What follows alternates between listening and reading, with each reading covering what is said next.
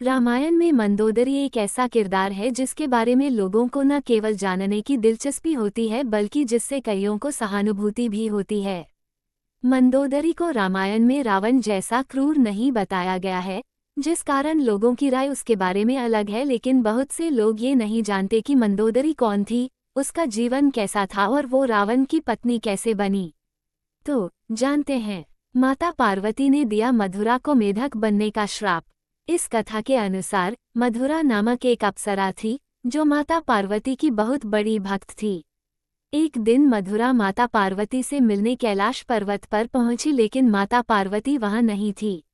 मधुरा वहां माता पार्वती का इंतजार करने लगी, लेकिन तभी उसकी नज़र महादेव पर पड़ी। महादेव को देख वह उन पर मोहित हो गई और एक अप्सरा होने के कारण उनको आकर्षित करने में लग गई। कुछ समय बाद जब माता पार्वती वहीं पहुंची तो मधुरा की इस हरकत को देख वो बहुत गुस्सा हुई। गुस्से में आकर माता पार्वती ने मधुरा को मेढक बनने का श्राप दे दिया और कुएं में 12 सालों तक रहने को कहा। Mythological story. रामायण का वो दिलचस्प प्रसंग जब हनुमान जी को चीरना पड़ा था अपना सीना। भगवान शिव को मधुरा के लिए देवी पार्वती का क्रोध बहुत अधिक लगा। महादेव स्वभाव से स्थिर थे और उन्हें मधुरा की हरकत का ना तो तनिक भी भान था और ना ही उन्हें कोई फर्क पड़ा था। इसलिए वो मधुरा की हरकत से क्रोधित नहीं थे और उन्होंने माता पार्वती को भी समझाने का प्रयास किया कि ये श्राप बहुत ज्यादा है। महादेव के समझाने के बाद माता पार्वती मान गईं और उन्होंने मधुरा को 1 साल तक कुएं में रहने को कहा। अप्सरा मधुरा कैसे बनी मंदोदरी। मधुरा 1 साल तक कुएं में पूजा करती रही। उसी दौरान असुरों के देवता मयापुर और उनकी पत्नी हेमा के 2 पुत्र थे। वो चाहते थे कि दोनों को एक बेटी हो। पुत्री की चाहत में दोनों कई सालों तक कठोर तपस्या करते रहे। मधुरा का भी 1 साल पूरा हो उसके बाद वो अपने असली रूप में आ गई और मदद के लिए पुकारने लगी। मधुरा एक छोट मंदोदरी का रावण से विवाह।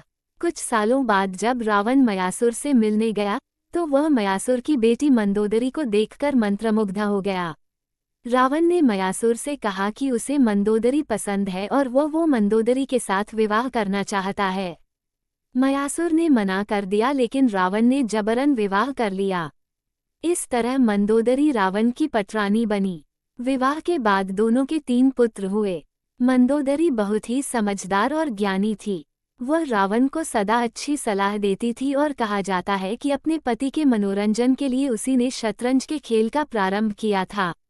जब रावण ने माता सीता का अपहरण किया था तो मंदोदरी को पता था कि रावण बहुत अहंकारी है और वो जिस मार्ग पर चल रहा है उसका विनाश निश्चित है। मंदोदरी ने रावण को भगवान राम की पत्नी माता सीता को वापस भेजने को भी कहा था, लेकिन रावण ने मना कर। रावण के बाद क्या हुआ मंदोदरी का। जब भगवान राम और रावण के बीच युद्ध हुआ और युद्ध में रावण मारा गया तो रावण के मरने के बाद मंदोदरी युद्ध भूमि पर गई। वह रावण के कुल और लंका का विनाश देखकर अत्यंत दुखी हुई।